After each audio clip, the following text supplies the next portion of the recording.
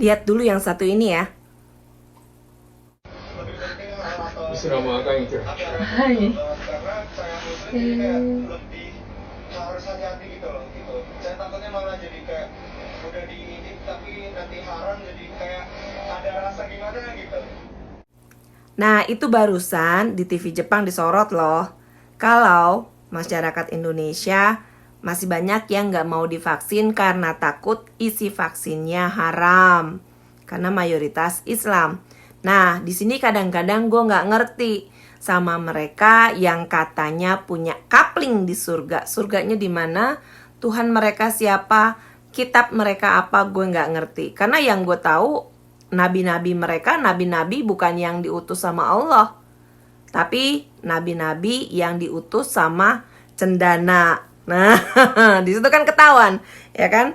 Ada siapa juga tempo hari ulama yang bilang kalau Pak Jokowi mau divaksin harus di live atau gimana itu gitu segala macam. Nah, itu salah satu mungkin nabi utusan cendana. Jadi kita lihat yang satu ini.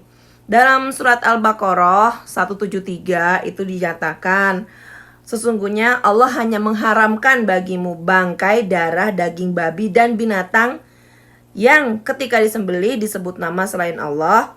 Tetapi barang siapa dalam keadaan terpaksa memakannya, sedang dia tidak menginginkannya dan tidak pula melampaui batas, maka tidak ada dosa baginya. Sungguh Allah Maha Pengampun dan Penyayang.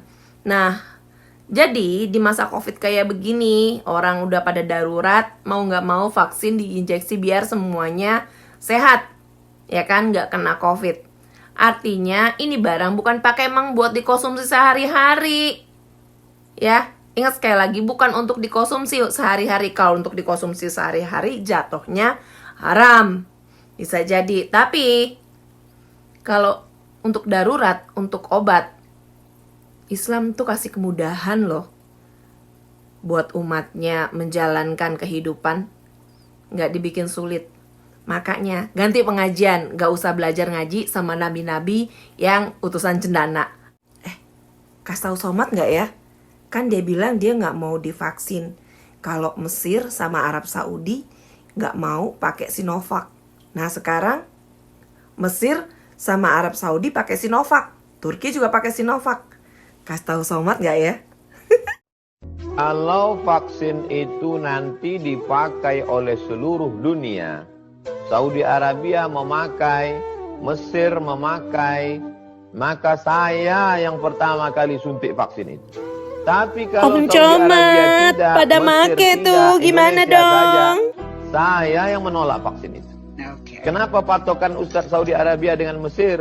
Karena Mesir tempat saya belajar, di sana ulama-ulama.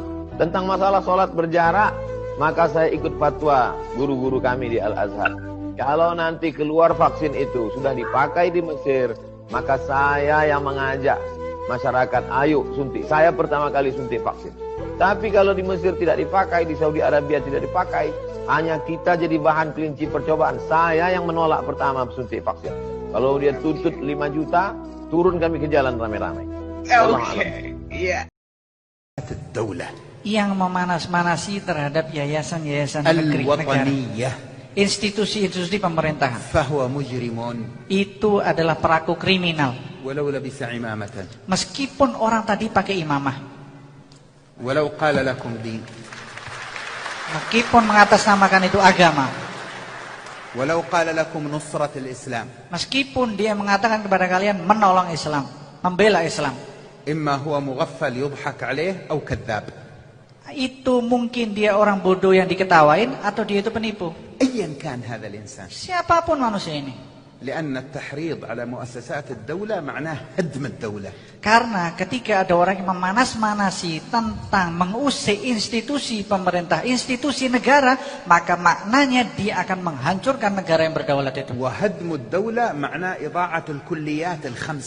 Dan maksudnya menghancurkan negara berarti dia akan menghancurkan pondasi utama 5 yang ada di dalam agama. Yang pertama agama, menjaga jiwa, kehidupan maksudnya, dan kemudian akal, dan harga diri, dan harta. وانظروا إلى الدول التي سقطت ماذا حصل في الخمسة هذه. Dan lihat, coba perhatikan negara-negara yang sudah jatuh. Coba perhatikan dari 5 pondasi yang penting di dalam agama. Dengerin, Mat. Lo di Mesir belajar apaan? Lo belajarnya sama Ikhwanul Muslim sih. Makanya cuma bisa jadi lonte politik.